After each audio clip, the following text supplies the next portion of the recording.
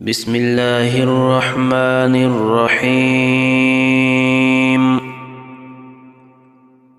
ربنا اغفر لنا ولإخواننا الذين سبقونا بالإيمان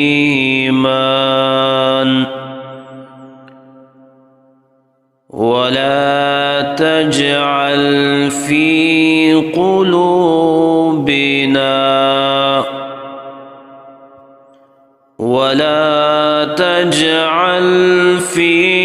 قلوبنا غلا للذين